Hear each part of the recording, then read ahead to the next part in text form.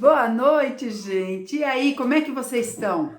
Os meus povos, as minhas povas, tá todo mundo legal? A gente tá indo bem? Eu acho assim, né? Como a gente sempre conversa, problemas a gente vai ter sempre. Até ficar muito chato sem problema nenhum, não ia? Então assim, vamos bola pra frente, continuar, seguir sempre nossa jornada, o nosso caminho. O importante é que a gente tá realmente de verdade, todo mundo junto, né? Hoje nós vamos bater um papão com o Carlos Timóteo, de uma live que a gente teve, acho que foi o ano passado, gente. Eu não tenho muita certeza se foi no começo desse ano ou se foi no ano passado. Mas onde ele falava um pouco a respeito de como que a gente sente e como é que a gente pensa o outro em relação aos nossos próprios julgamentos e os julgamentos que a gente faz para o outro. Acho que é um assunto bem legal para a gente conversar, né? Relembrar, o Carlos trouxe uns estudos que ele fez que eu acho que são muito legais e eu achei bastante válido a gente colocar isso aqui hoje de verdade. Vamos ver juntos? Eu espero do fundo do coração que cale em vocês do mesmo jeito que calou em mim, para eu repensar um pouquinho como eu penso e como eu sinto a minha verdade em relação à verdade do outro. Vamos assistir junto? Vamos lá!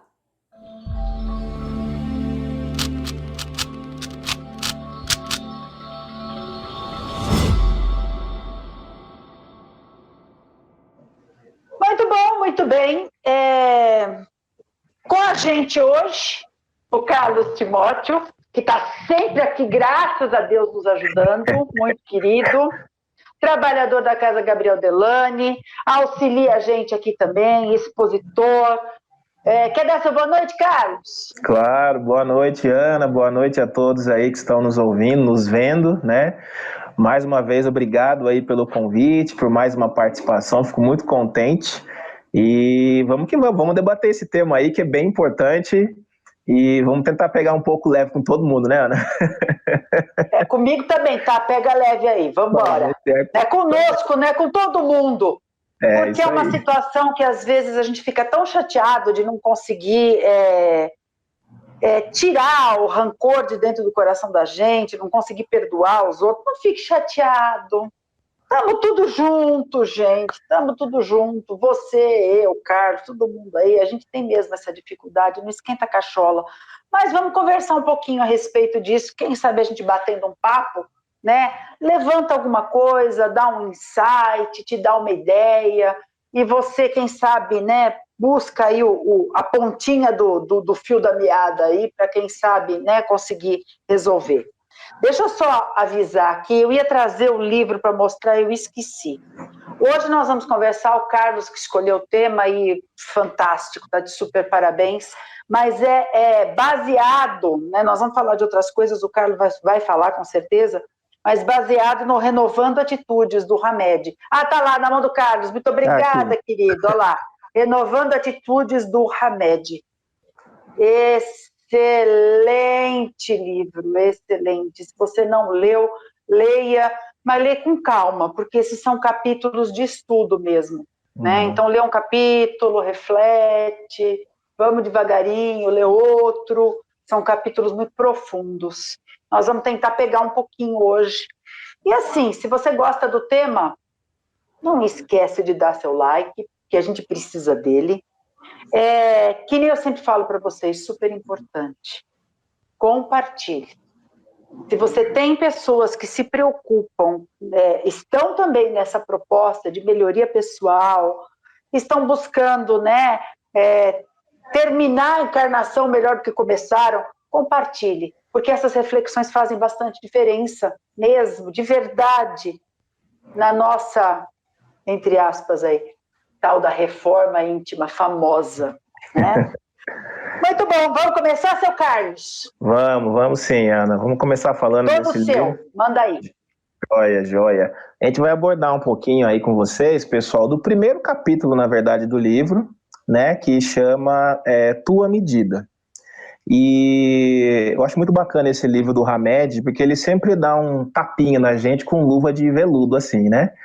Ele mostra, assim, muito claramente as coisas, né? Mas com um olhar um pouco mais carinhoso, né? Eu acho que você sente muito isso no livro, né? E esse capítulo que a gente vai abordar hoje aqui, né? Ele chama Tua Medida, e ele, logo no início, ele traz aquela frase da Bíblia muito famosa, né? Não, que está em Mateus 7, 1 e 2, que ele fala assim: não julgueis a fim de não serdes julgados, porque sereis julgados conforme houver de julgar os outros. Empregar-se-á convosco a mesma medida que vos tenha servido para com os outros, né? Só nesse início aí já tem bastante coisa para a gente refletir, né? E esse capítulo que o Hamed aborda, né, ele traz toda uma construção em cima dessa ideia, e ele começa falando para nós assim, gente, que assim, toda opinião, todo juízo, tudo que a gente faz com relação a tudo que a gente aborda, tudo que a gente pensa, o nosso ponto de vista, tudo isso está intimamente ligado aos fatos e experiências que a gente já vivenciou, né? E aí a gente pensa, desde quando a gente era pequenininho, né? E pensando agora no lado da doutrina espírita, né? Outras vidas que a gente já teve, né? Então quem acredita na nossa reencarnação, né? Eu não sei se todo mundo que está nos vendo aqui é necessariamente espírita, mas reencarnacionistas, né? Nós acreditamos em outras vidas. Então, toda essa bagagem que a gente já teve, né, e isso nós trazemos dentro da gente, isso está intimamente ligado com todas as nossas decisões, com as nossas opiniões, com os pontos de vista, né? E vamos pensar um pouquinho na nossa criação, né? Tudo aquilo que a gente já vivenciou com os nossos pais, com as nossas mães, os avós e tudo mais, né? Então, tudo isso que a gente passa, de como a gente foi criado, aonde a gente foi criado, a maneira com que nós somos criados, né? Tudo isso forma em nós, né, várias situações, sejam elas tristes ou felizes, tudo aquilo que a gente já experienciou, isso forma em nós uma espécie de regras de conduta, ou as nossas verdades absolutas, os nossos valores sagrados, né? É tudo isso que o Hamed coloca para nós. Então, é como se nós tivéssemos um local ali, um armazenamento, né, com tudo aquilo que a gente já vivenciou, né? E ele chama isso no livro, né, de reservatório moral. Então, no livro ele deixa bem claro isso, falou, isso aí é como se fosse um reservatório moral que nós temos. Então, todas as censuras, opiniões, aquilo que nós entendemos sobre certo e errado, né, o nosso ponto de vista sobre determinados assuntos, ficam dentro desse reservatório moral, como ele chamou, né? E aí eu trouxe algumas coisas para nós conversarmos aqui, Ana, que lendo esse capítulo e agora preparando as coisas para a gente conversar com o pessoal, me vieram muitas situações interessantes, assim, até um pouco cômicas, né? Por exemplo, eu coloquei aqui algumas coisas que eu lembrei, que eu via muito da minha mãe, da minha avó, da minha sogra, por exemplo, né? Então vamos pensar um pouquinho nesse nosso reservatório moral, nesse nosso reservatório de toda forma, né? Eu me lembro muito bem, quando eu era muito jovem, assim, era se falar, eu vou tomar hoje, antes de dormir, um copo de leite com manga. Já viu isso, Ana? Você não faça isso porque você vai morrer. Não, morre na hora, né? Chinelo virado, assim, invertido, a mãe também morre, né? Mãe morre. Né? Você beber água olhando para o sol, a boca entorta. Você colocar um pintinho na boca da criança para a criança falar mais rápido. Enfim, tem um monte de coisas, né, que a gente vivenciou, no meu caso, né, quando eu era criança, e que, de uma certa forma, aquilo era a verdade para aquelas pessoas que estavam ensinando aquilo para a gente, né? E olha que se a pessoa acreditar que leite com manga morre mesmo, viu? Exatamente.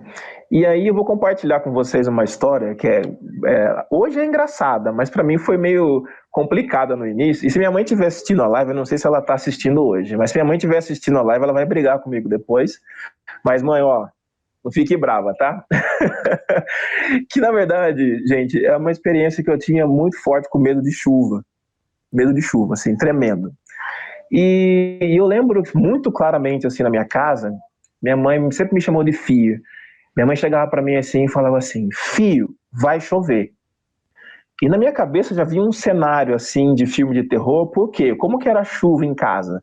Minha mãe a gente fechava todas as janelas, a casa ficava completamente escura, nós tínhamos que cobrir os espelhos com um cobertor, alguma coisa assim, por causa dos raios.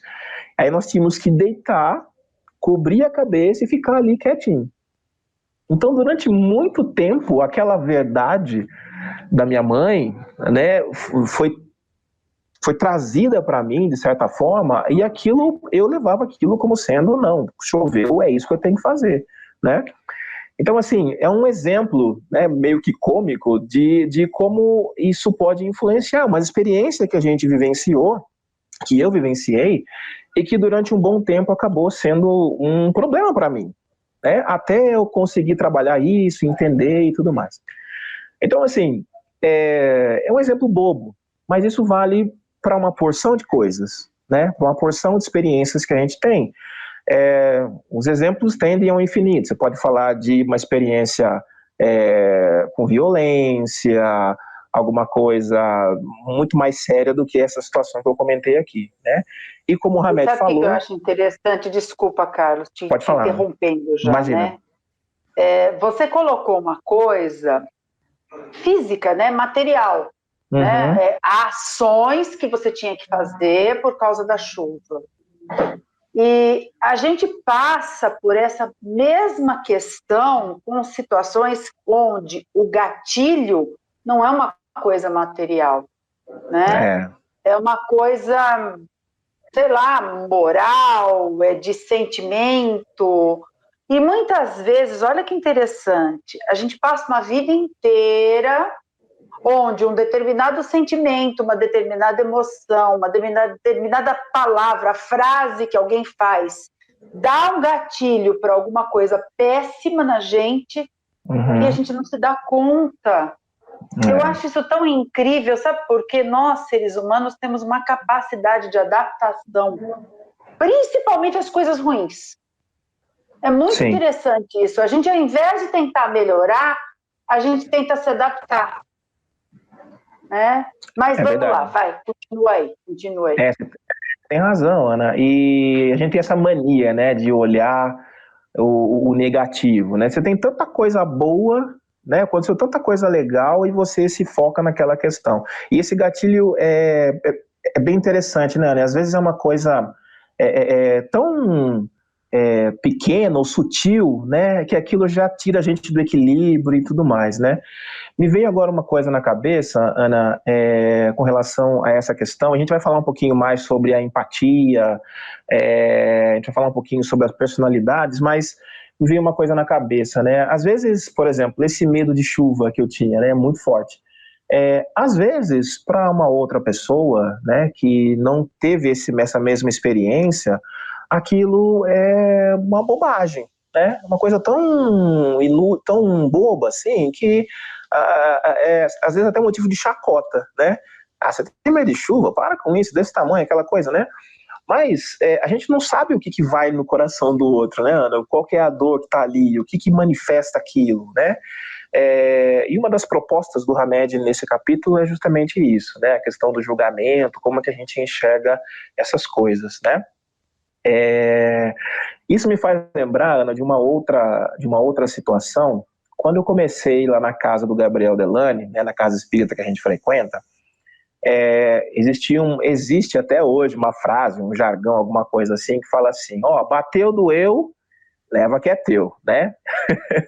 Você já deve ter ouvido isso também, todo mundo que frequenta a casa espírita lá já ouviu essa frase, bateu, doeu, leva que é teu. E aí eu devo confessar, quando eu comecei a ir na casa, frequentar, fazer os cursos e tal, aquilo me incomodava muito, sabia? Assim, como é que pode, né? Eu, às vezes, tenho um ponto de vista sobre uma determinada ação ou alguma pessoa, eu emito um julgamento aquilo, leva que é teu. Não é meu, eu tô olhando uma outra pessoa, tô vendo que ela tá tendo certos comportamentos e eu tô emitindo uma opinião, aquilo não é meu, aquilo é da outra pessoa. Foi muito tempo assim. E aí, nos cursos que você faz, nas palestras, nos livros, como esse do Hamed, a gente começa a entender um pouquinho, né, como é que isso funciona, né? E dentro dessa questão, né, do bateu, doeu, leva que é teu, o Hamed, de uma certa forma, expõe isso, né, de uma maneira um pouco menos informal, né? Mas ele diz para nós o seguinte nesse livro, que tudo isso que a gente traz, né, nessa bagagem que a gente vivenciou, seja nesta vida ou em outras experiências, né, como ele fala que isso fica tudo num reservatório moral, como que ele explica isso? Tudo aquilo que nós temos hoje, que nós conseguimos emitir o nosso pensamento, a nossa opinião, toda essa bagagem, ou seja, toda a forma e o material que a gente usa para sentenciar os outros, reside em nós mesmos. Né? Então, as ferramentas que eu uso para emitir uma opinião, para dar meu ponto de vista, para eu me colocar, ela reside aqui. Né? Então, esse bateu, doeu, leva que é teu é muito verdade, porque tudo aquilo que eu penso com relação à vida, aos outros, e tudo aquilo que me cerca, está aqui dentro, né? Está aqui dentro. E isso nos traz uma responsabilidade muito grande, né? No sentido de que, a partir de agora, como é que eu vou olhar para as situações, como é que eu vou analisar as situações se essas informações todas estão aqui? Como é que eu trabalho isso dentro de mim para que eu consiga ter talvez uma outra visão, um outro tipo de comportamento frente a qualquer outra situação que de repente me tire do balanço, né? Me tire do equilíbrio, né?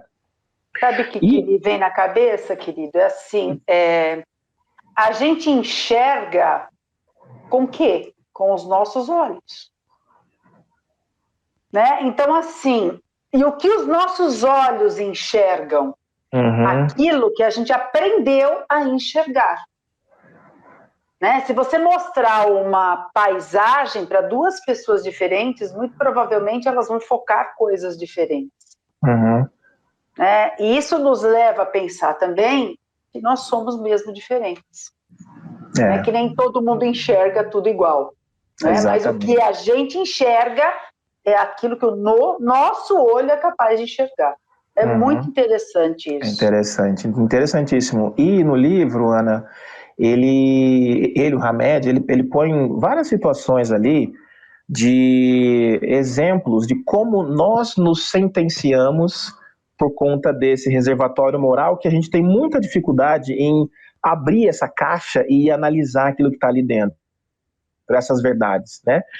Por exemplo, nesse momento de chuva, se eu não tivesse me questionado, né, essa questão, falando, poxa, mas eu vou ficar com medo de chuva até quando? Como é que eu vou estudar? Como é que eu vou trabalhar? Né? Então, esse aspecto, como você falou, né, uma coisa física, mas você deu exemplo de coisas que não estão no físico, mas que estão aqui na nossa mente, né, a gente tem que questionar certas coisas para que a gente consiga viver melhor. Né? E no livro ele aborda várias situações com relação a essa questão. E ele aborda uma questão, por exemplo, da homossexualidade. Por exemplo, né, sempre pensando nessa questão que nós temos uma bagagem, não só desta vida, mas de outras experiências, né? E ele aborda no livro assim, pessoas que têm dificuldade para lidar com essa questão da homossexualidade, que tem uma visão diferente daquilo, se no momento que tiver, de repente, um filho que tenha manifestação desse tipo de sentimento, ou um amigo, ou um vizinho, ou um neto que tem esse tipo de manifestação, como é que essa pessoa vai lidar com isso se ela recrimina esse tipo de coisa? Né? Um pai, um filho, um irmão, um tio, enfim. Como que isso acontece? Né? Então o Hamed ele dá vários exemplos de como a gente... que nós nos sentenciamos a esse tipo de coisa, né? Então eu não aceito a homossexualidade, mas e o meu filho é homossexual, como é que eu vou lidar com uma pessoa, né? Como é que esse filho meu que eu tanto amo, que manifesta uma coisa que para mim é tão difícil lidar, né? É uma coisa muito interessante. E dentro desse aspecto, ele cita vários exemplos ali, né? Mas esse me chamou mais atenção, assim, que é uma coisa que para mim ficou mais evidente, mais forte. E eu trouxe aqui pra gente, Ana, um pouquinho, um convite para todo mundo que está nos assistindo, pensar um pouquinho, né, em tudo aquilo que são as nossas verdades morais, tudo aquilo que a gente pensa como verdades absolutas, né, e fazer uma reflexão mesmo, né, em algum assunto, em alguma experiência que você, né, já tenha julgado alguém ou alguma coisa, pô, aquela pessoa fez aquilo, devia ter feito diferente, ou enfim, alguma coisa que você tenha que ser sentido meio fora do prumo, como é que foi aquilo, né? Um convite para a pessoa que está assistindo, né? Como é que você se sentiu? Você se sentiu muito desconfortável, se sentiu com raiva, ou aquilo, né, se sentiu bem? Como é que foi aquilo, né? O que mexeu contigo? Né? Eu dei o exemplo da chuva, mas, né, tem outras várias experiências que a gente pode compartilhar. Né? Então, como é que vocês se sentiram aí com relação a essa situação, né? Sabe uma coisa que me pega muito, Carlos? E é interessante, para mim, tinha muita coisa que há 20 anos atrás eu não aceitava, eu achava um absurdo, e que os estudos, o tentar entender as coisas como estavam acontecendo, a evolução da sociedade me trouxeram outras ideias, né? E é muito bom quando a gente, não é com tudo não, tá? Mas é muito bom quando eu sinto que eu consigo mudar, né? Consigo avançar uns passinhos. Algumas coisas eu tô presa lá atrás no tempo das cavernas. Mas algumas outras, né?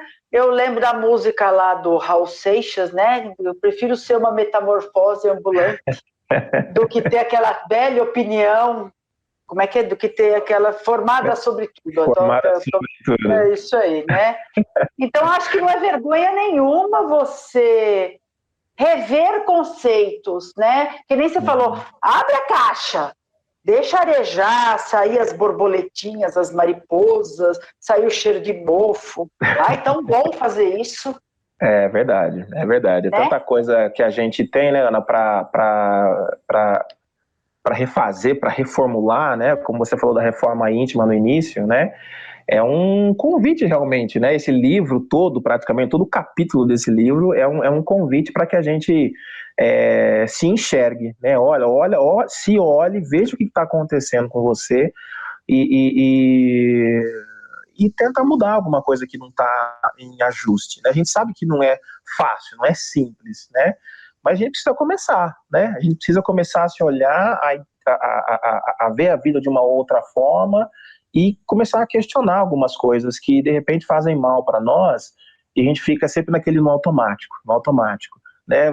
Vem aquela situação de novo e a gente repete o erro, né? A gente começar a se olhar e com um olhar carinhoso, né, Ana? Acho que, acima de tudo, com um carinho, porque a gente precisa de paciência, como você falou no início, né? Vamos devagar, vamos com calma, porque a gente precisa de paciência para conosco, né? E vamos nesse caminho aí.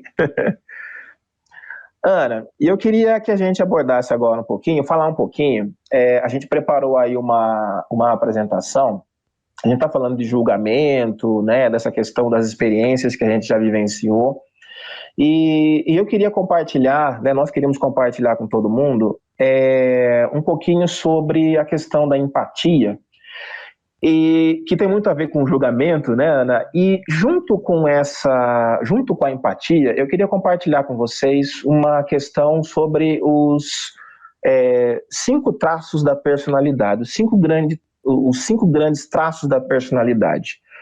Eu tive recentemente a oportunidade de participar, Ana, de um treinamento de 4 dias, onde o professor ele explicou um pouquinho sobre essa questão da personalidade. E tem muito a ver com isso que a gente está colocando agora, com relação ao julgamento e à empatia. E eu queria mostrar para todo mundo, compartilhar um pouquinho sobre esse conhecimento e deixar um convite para que todo mundo visite o canal desse professor, que ele é fantástico.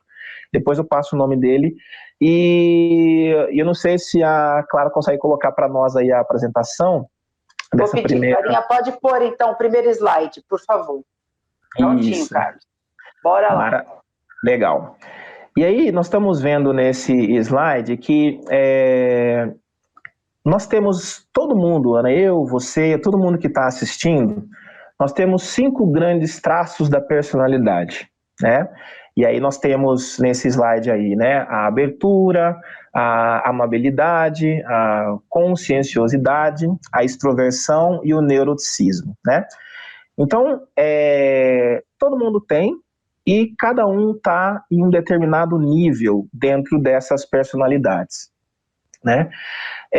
Por exemplo, vou dar o meu exemplo, tá, Ana? Eu tenho um nível de conscienciosidade muito alto.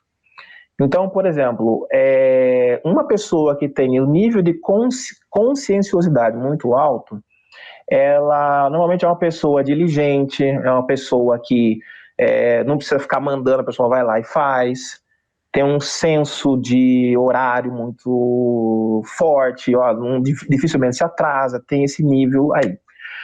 Qual que é, e todas elas têm os seus pontos fortes e os seus pontos fracos, né? Qual que é o ponto fraco dessa minha personalidade? É o tal do perfeccionismo.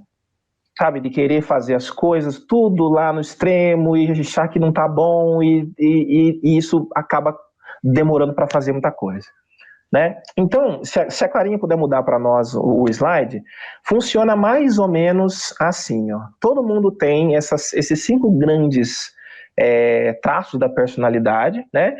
E nós estamos em cada um em um nível desse aí, Ana. Então, uma pessoa com alto nível de consciosidade, ela vai ter esse tipo de característica que eu comentei. Uma pessoa com baixo nível de consciosidade, ela vai ter o oposto, né? A pessoa que é mais difícil de chegar no horário, tende a ser um pouco mais relaxada com as coisas. Então, nós temos aí a extroversão, né? Se eu tenho um alto nível de extroversão, eu sou o que nós chamamos de extrovertido, aquele cara extrovertido. Se eu tenho um baixo nível de extroversão, é o que nós chamamos de introvertido, né? E assim vai. Nós temos essas características aí para a gente poder trabalhar. E dentro desse assunto que a gente está trabalhando, Ana, que é a questão do julgamento e da empatia, né? Quando eu participei desse treinamento, eu me identifiquei muito com relação a isso, porque, de certa forma, quando o professor expôs isso, ele deixou muito claro para a gente o seguinte: olha, se você tiver esse tipo de olhar para as pessoas, né? Isso, lógico, são ferramentas um pouco mais técnicas, não é o foco nosso aqui. Mas o que eu quero dizer é que existem ferramentas para que a gente consiga trabalhar esses aspectos nossos. Então ele falou assim, dependendo do tipo da pessoa, se a pessoa tem um alto nível de amabilidade, por exemplo, ela é uma pessoa que pensa muito mais, tende a pensar muito mais no próximo do que em si própria. E às vezes num nível de que ela acaba reprimindo sentimentos que às vezes fazem mal para ela em benefício do próximo. Se a pessoa tem um baixo nível de amabilidade, é uma pessoa que normalmente tende a ter vários confrontos, ela gosta de confronto, ela não leva desaforo para casa e tudo mais, né? Então, quando ele expôs isso no treinamento, eu fiquei pensando nesse assunto que a gente ia conversar, como uma ferramenta, né, e de olhar realmente o próximo como sendo uma pessoa diferente como realmente é, tá? Eu não vou entrar aqui nesse assunto, tá, Ana, com muito detalhe, porque é assunto para mais de metro, aí tem bastante coisa, mas eu quero deixar o convite para todo mundo conhecer o canal do professor Pedro Calabres. É um canal do YouTube chamado Neurovox. Até falha minha, esqueci de colocar aí no slide, mas é um canal muito legal. Ele é uma das referências com relação a essa questão da personalidade, ele estuda cérebro, comportamento, então o nome dele é Pedro Calabres e o nome do canal é Neurovox, tá? E ele trouxe uma definição de empatia, e nesse treinamento ele falou justamente de empatia, né? Ele trouxe uma definição de empatia que eu achei muito interessante. Ele falou assim, que empatia não é você se colocar no lugar do próximo. Olha só que interessante como ele falou. Ele falou assim, empatia não é você se colocar no lugar do próximo. Por quê? Se você se coloca no lugar do próximo, você vai pegar tudo aquilo que você conhece com a sua caixa, com o seu reservatório moral e analisar a situação do seu ponto de vista. E não é isso. Ele falou assim, então a empatia é você entender que o próximo é diferente de você. Ele colocou dessa forma, assim, eu achei interessante. Então, você tem empatia pro próximo, né, pelo próximo, você entender que aquela pessoa, ela tem características completamente diferentes de você. Ela tem um nível de amabilidade diferente do seu. ela tem uma extroversão, uma introversão diferente da sua, ela tem uma experiência que é completamente diferente da sua, né? Se a gente pensar em outras encarnações, nós somos realmente seres únicos até esse determinado momento, né? Então, esse olhar, né, para o outro de uma maneira diferente, né, que eu acho que é importante, acho que é a mensagem que o Hamed traz nesse livro, né? E o Hamed põe mais ou menos dessa forma como esse Pedro também coloca, né, o professor Pedro, ele fala assim, o Hamed, sentir e pensar como o outro e não pensar a respeito do outro. Esse que seria o nosso comportamento ideal. Sentir e pensar como o outro e não pensar a respeito do outro. É isso aí, curtimos juntos, né? Achei muito legal esse estudo que o Carlos trouxe pra gente, inclusive com a dica do próprio professor. Vamos entrar lá para dar uma olhada, né, gente? Eu acho que tudo que soma vale a pena para todo mundo. Eu espero de verdade que a gente consiga, né, com essas informações todas, com essas palestras que a gente tem escutado, com as lives, ter um pouco de conhecimento que vá transformar não só a nossa vida, mas a sociedade onde a gente vive. E para a gente transformar mais um pouquinho, finzinho de live, a gente sempre indica a instituição. Hoje eu trouxe para vocês, estou com a minha colinha aqui, ó, a Acnur. Quem é a Acnur? Gente, a Acnur ela é uma agência da ONU para auxílio dos refugiados, né? Para atender as necessidades básicas de alimentação, saúde, moradia, etc. e tal. As pessoas já estão parando de falar da guerra, mas a guerra continua, né? Muitos irmãos nossos que tinham casa, tinham emprego, tinham família, hoje em dia estão em outros países sem absolutamente nada. E a Acnur ajuda, né, essas famílias a encontrarem um pouco de dignidade na sua vida, né? Então, se você quiser ajudar, você vai entrar no site doar.acnur.org. Doar, com R no final, o verbo mesmo, doar.acnur.org. Acnur é A de amor, C de casa, N de nariz, U e R de raiz. Pronto, Acnur. Ajude, né? Que Deus me livre, a gente não sabe o que é isso, né? Ou ter que largar casa, carro, trabalho, família, tudo, e ir para um outro lugar onde você não tem absolutamente nada, não sabe como vai ser recebido e nem o que você vai fazer da sua vida. Deixar o seu passado, a sua história toda para trás e ter que ter força para começar uma vida nova, deve ser bem difícil. Então, se a gente puder ajudar, fica aí a dica da Acnur pra gente. Bom, estamos chegando no finzinho. Eu espero de verdade que vocês tenham, como sempre, uma super, ultra, mega, master, blaster semana, que a gente possa, perdão, até engasguei, que a gente possa estar juntinho de novo aqui a semana que vem. Todo mundo junto, aprendendo um pouquinho, se melhorando um pouquinho e tentando mudar as coisas do jeito que elas estão, para que elas fiquem cada vez melhores. Não esquece de dar seu like, não esquece de compartilhar, principalmente com as pessoas que você acha que vão ser acrescidas desse conhecimento. E vem fazer parte aqui da família Gotas de Otimismo, que é uma família muito simples, muito humildezinha, perto do que tem aí na internet, mas com muita vontade de ajudar a mim e a você. Um beijo enorme! Boa semana, gente! Tchau! Tchau, gente!